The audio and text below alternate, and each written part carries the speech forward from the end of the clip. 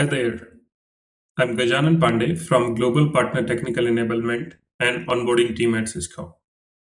In this second part of the three-part series dedicated to callback type supported by WebexCC, we will discuss scheduled IVR callback feature. In the first part, we had seen how courtesy callback feature works. I've shared a link to part 1 vidcast in the description. We will go over brief overview of this feature and understand what are the prerequisites. I'll give you a brief demonstration of the feature, especially from the caller experience standpoint, and then I'll touch base on callback reporting.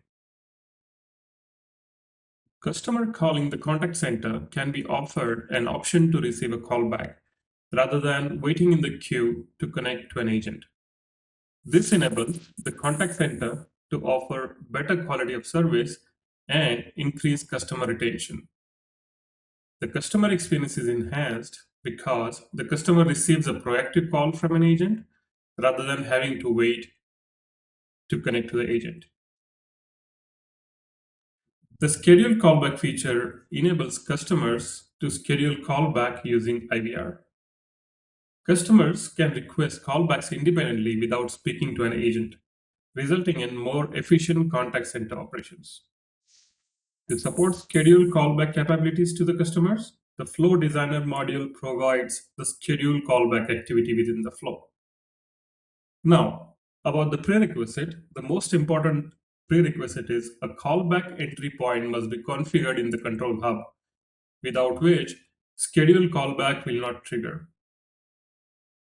Scheduled date must be provided in ISO 8601 format, which is YYYY It must be a valid date in the specified time zone and should fall within 31 days from the current date. Schedule time must be specified in ISO 8601 format, which is HH, and SS. The start time must be at least 30 minutes ahead of the current time. The end time must be at least 30 minutes after the start time and cannot exceed 8 hours after the start time.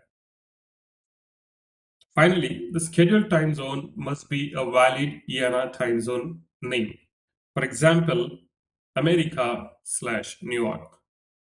You can assign a static time zone or configure a dynamic value using flow variables.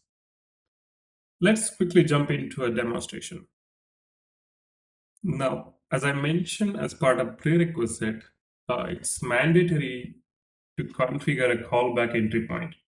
It would be any one of the outbound entry point configured in your tenant, but unless it is configured, the scheduled callback will not be triggered. So in my tenant, I've selected one of the existing outbound entry points. And now let me show you a flow that I've configured for scheduled callback. Now, this is a simple inbound voice flow which I had edited to add courtesy callback capabilities in the last vidcast. This time, I have added the scheduled callback through IVR functionality. Now, till the callback menu is the same, after this, I have added a subflow which comes pre-configured as a template. I'll go over the subflow configuration too, but in this node, as you can see, uh, you have to map certain flow variables. For example, the callback number has to be either the new phone contact .ini variable, or if you decide to offer the caller an opportunity to give a new number for callback, you could add another menu node after the callback menu to allow different phone number, followed by a collect digit to collect the new number, followed by another menu node to verify the number, and then finally connect it to scheduled callback flow. That's exactly how it was configured in the first part of the courtesy callback video. You could refer that for configuration. Now, in this case, I haven't offered an option to provide a new phone number, so I'm going to use the caller's number for callback. And therefore, I have selected that variable for callback number. And another queue variable, which is part of the queue node, can be used for callback queue. Or if you choose to queue it to a different queue, you could configure that in the queue node and then follow the variable for the configuration. The customer name variable here is not mandatory. Uh, if you don't provide an option for the caller to record the customer name, you could simply use the customer phone number. But when the callback happens, the customer will be called back or referred as using the callback number. Now, the next node in this flow is the play message node, which was pretty similar to the courtesy callback, which tells the callback is scheduled at preferred date and time. And then it disconnects the call. Now, admin must configure series of IVR activities, such as menu, collect digits to gather this information from the caller and pass it on to the scheduled callback activity, which is part of the subflow. In order to simplify this, a subflow template is made available in the system. Now, let me show you the subflow template that is available in the system, using which we need to create a subflow. So go to the flow section and to the subflows tab, go to manage subflows, and then click on create subflows. Now, remember, the subflow tab is selected here, under which click on subflow templates. And from the listed templates, click on register schedule callback subflow and click next. Give it some name and create subflow. The subflow is created. Click on validation and hit publish.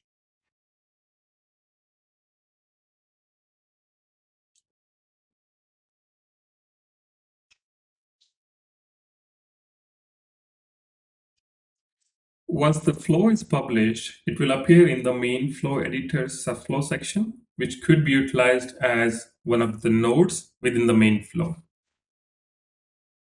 This is the main flow, and if you go to the subflow section, you will see all the published subflows here. The test2 subflow is one which we have just created. In my case, I'm using the GP schedule callback subflow. Now let's go over the subflow template and go through the activities one by one. So to simplify the admin job, this template basically has a pre-configured activities to check. Let's say, for example, this node checks schedule date, uh, in which the caller is prompted to enter preferred date for callback in YYY format, which is then validated for accuracy using this expression here. And then it's converted from YYY to YYY-MMDD. That's the requirement of the flow. The next set of activities, which follow the same sequence of nodes, are used to take the schedule start time or the preferred start time, which needs to be again 30 minutes from the call time, 30 minutes away from the call time. Otherwise, it will not be accepted as a valid time. And then the end time also has to be at least 30 minutes away from the start time, which is again validated and converted and then fed to the menu option where the time zone is prompted. You could configure this as per your need. In my configuration, number one is set for IST time zone, followed by Central time zone and Eastern time zone, and all three of the activities fed into a scheduled callback activity, which is introduced specially for this feature. Now, this activity basically uses the mapped variables from the main flow. In this case, the callback number was the caller's ANI. Static queue or variable queue can be configured. I have configured static queue. The customer's name again comes from the main flow. If it is not configured, it's optional. However, the schedule date, start time, end time, and time zone is taken from this subflow itself. So basically, you need not change any of this setting here. You just set the queue and it's taken care.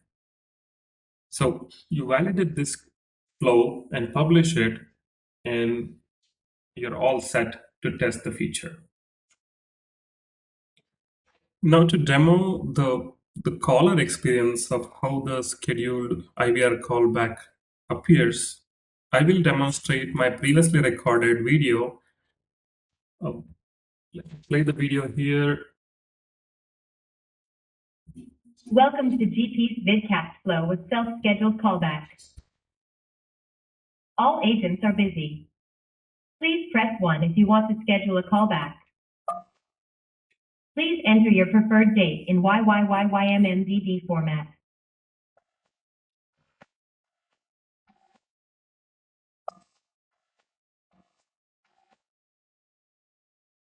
Please enter the start time for your callback in HHMM format.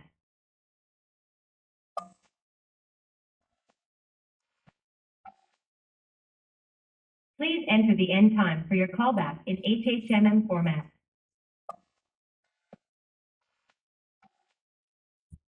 Please choose your time zone. Press 1 for India Standard Time. 2 for your callback at preferred date and time is scheduled. Talk to you soon. Now let's take a look at the debug of this call.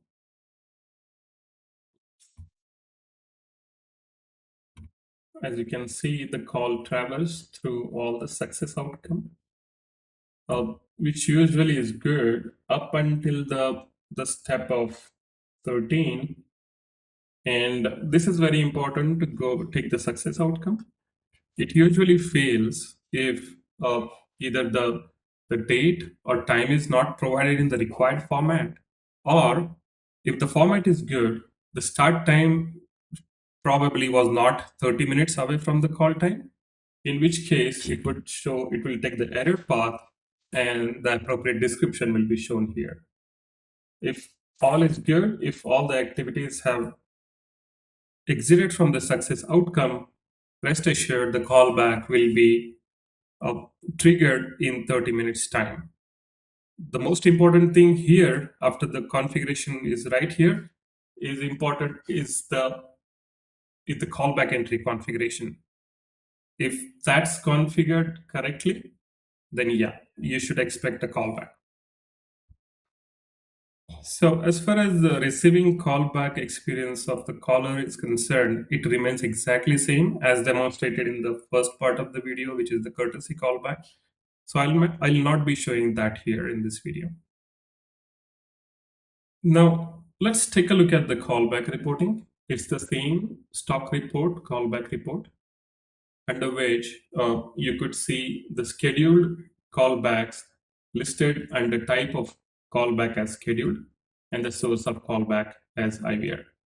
The previous callbacks made were of all courtesy callback type, and this one was the scheduled IVR callback. In the next part, which is the part 3 of the callback series, we will go over the personal callback, which can be scheduled through agent desktop, either for same agent or a different agent. If you need any assistance to configure the feature for the first time or troubleshooting assistance while doing that, feel free to reach out to Partner Help Desk using the preferred channel of your choice. With that, I hope this tutorial was interesting and useful. Please score and comment this video and let us know if there is any other topic that you would like us to cover in the next ones.